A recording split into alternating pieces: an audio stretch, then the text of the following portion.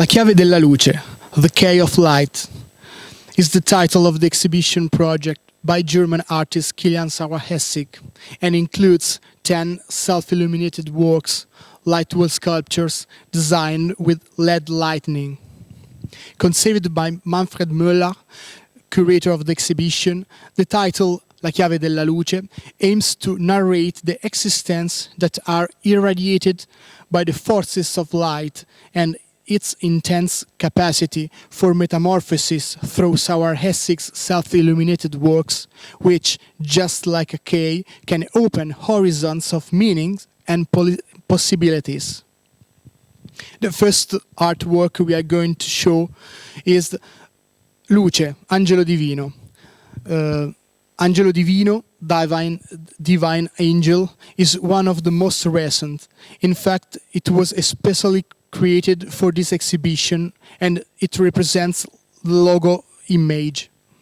The installation reports the inscription God, chiave della luce, angelo divino, trasformazione, at the bottom right side, which indicates that it belongs to the artwork cycle named with the same title as the exhibition. The work represents the image of an angel that stands unchallenged on the observer.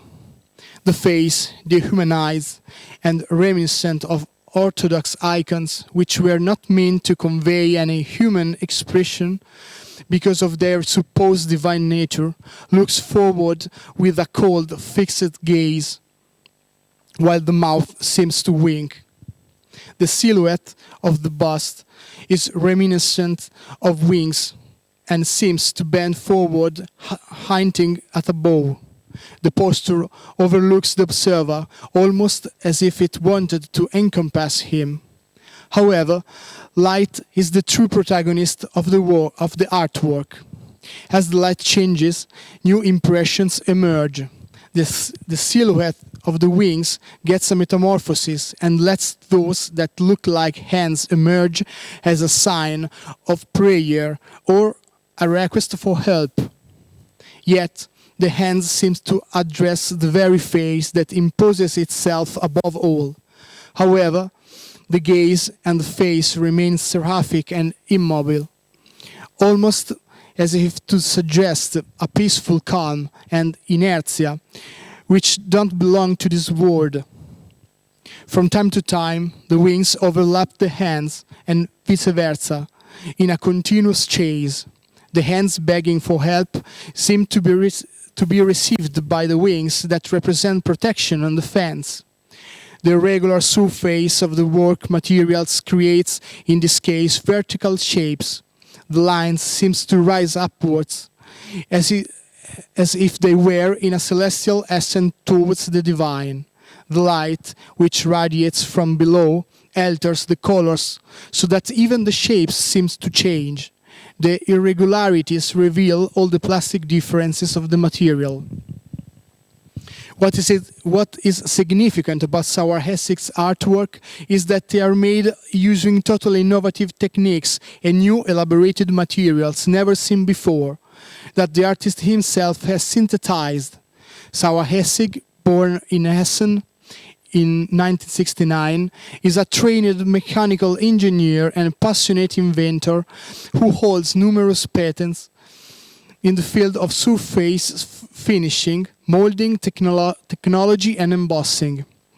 As a shareholder and managing director, he successfully managed his family business in the printing industry for many years. But his passion for art flared up in his youth.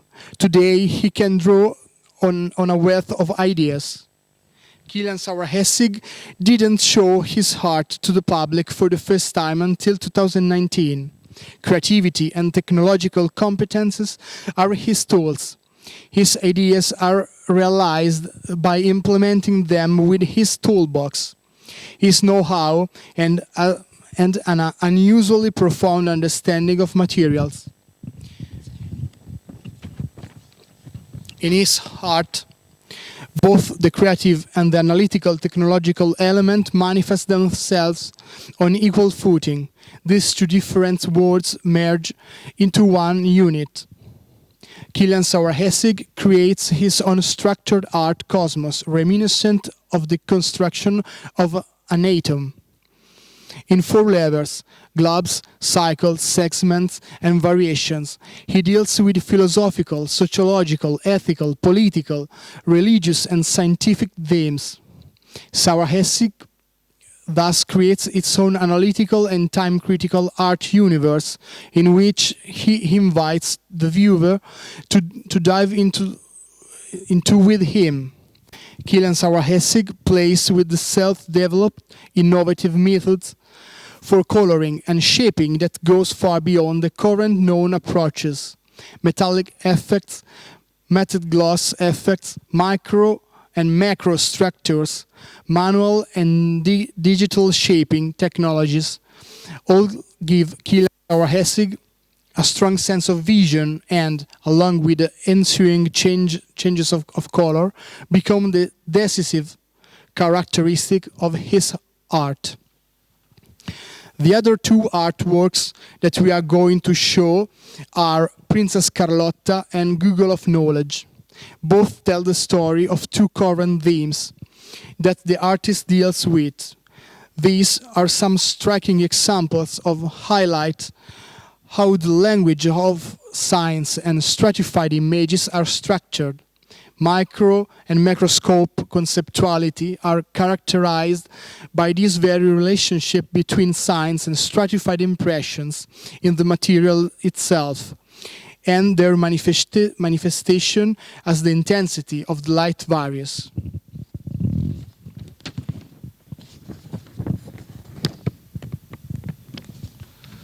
The first artwork we are going to show is Princess Carlotta, as we said. Princess Carlotta, he addresses the theme of childhood and growth. It's part of the portrait cycle and in fact portraits a little girl posing. Here, the play of light and metamorphosis becomes evident when the artwork is switched off in the absence of light, and it gets switched on. When it's switched off, the work shows a young girl, blonde and light-skinned.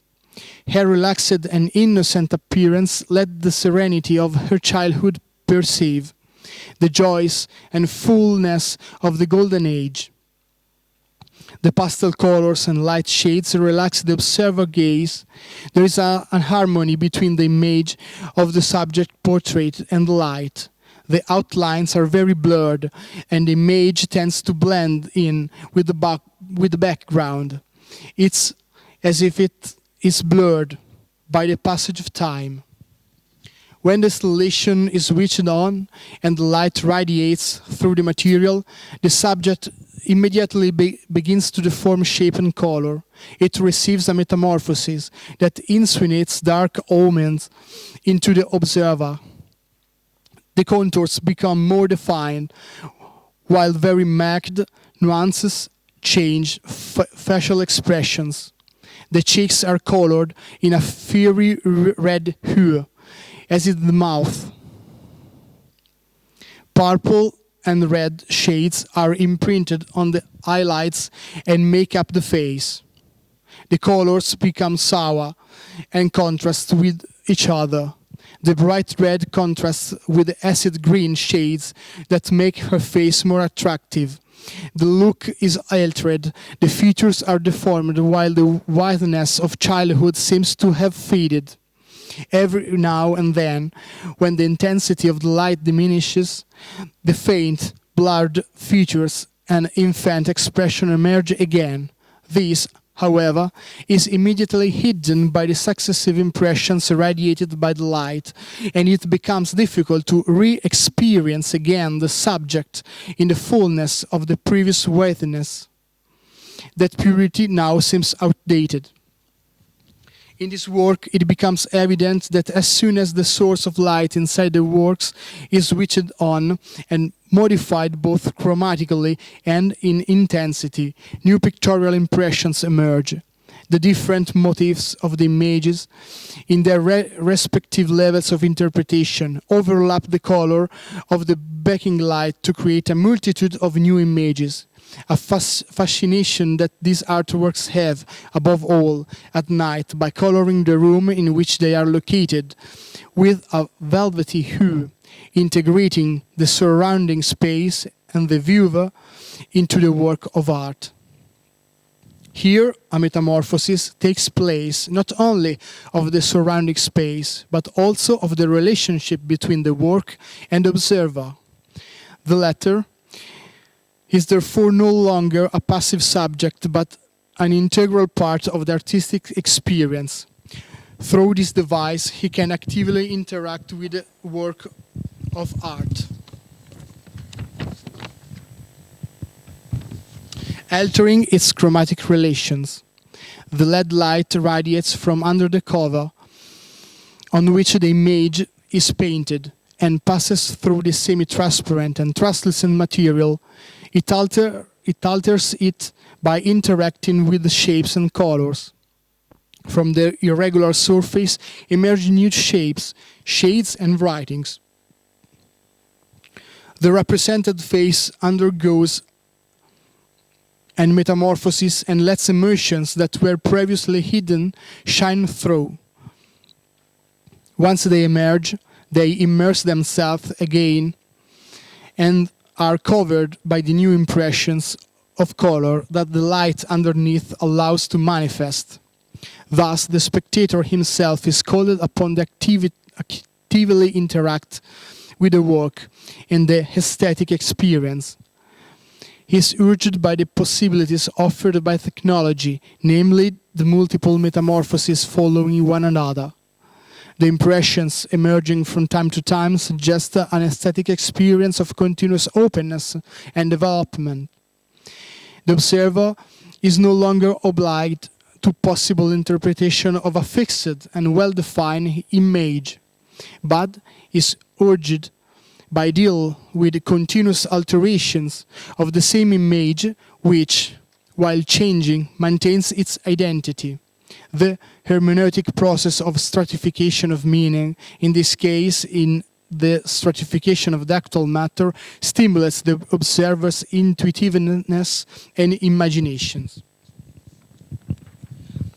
The second artwork we are going to show is Google of Knowledge. Google of Knowledge was made only last year and is a work in which multiple signs are stratified. They are also visible as the intensity of the light changes. It's part of the consumerism cycle and has its object on pollution and global warming. In this case, Saueressig tackles very current and topical issues by confronting the long-standing problem of mass production, consumerism, and negative effects of the environment. He raises the ethical issues of protecting the environment as a biosphere and the need to find an intelligent solution for its care. The image shows a school as first impression. It's very stylized and is represented with a very comic book style. The eye sockets are round and well defined, while the mouth forms a yellowish, fake and plastic smile. The bright colors that let the silhouette of the school emerge are acidic and flashy. They are reminiscent of the album covers of the independent rock bands of the 90s, with a dark background from which very bright sample lines emerge with extremely acid-like tones. As the light changes, other impressions emerge, writings, signs, and other images. Suddenly, on the smile, you can see a series of O's, one in a row behind the other. The extremities of the mouth, which end just below the eye sockets, copious tufts of smoke come out. They seem to be reminiscent of the industrial chimneys. Moving away, on the other hand, one can notice that the stylized smile is nothing more than a C facing upwards, which joins the orbits that are actually two O's. Together, they form the symbol of CO2, carbon dioxide. A second impression, which can be glimpsed instead, is that of two human profiles facing each other, which go to compose the skull.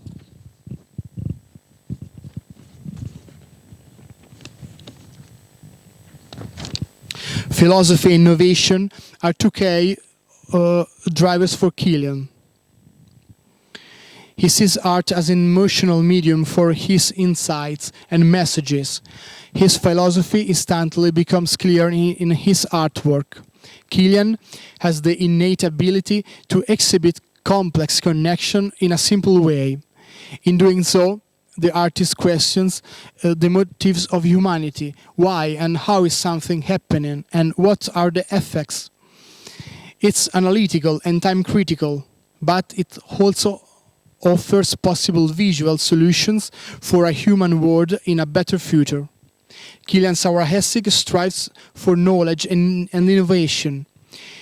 He does that so he can live in a self-designed future. For him, the direction of art is often a child of its time, and it's always in a mutual interaction with its environment, in particularly with technological advancements in our modern age. To conclude, we are going to read an interpretation of the author about this exhibition. Here we have his words. Light is the key to the knowledge, the key to life. Without light, there is no life, and without light, you cannot see. The transformations of light into reflection, absorption, and transmission allows us to look at images and sculptures. Light becomes image in our mind. Images become emotions. Ideas become images. A real transformation. The fascination of the transformation of light into mass and mass into light. This is the universal principle on which everything is based. Are the spirit and soul a special form of light? The curator of the exhibition, Manfred Moeller, chairman of the German publishing house Kunsthandel Verlag, has made a series of graphic prints for the edition Minerva series, illustrating Saueressig works in the exhibition, made on high-quality, mold-made watercolor board. These, as you can see, are displayed in the showcases and are part of the portfolio publishing project. These limited edition reproductions are inserted into a leather-bound portfolio.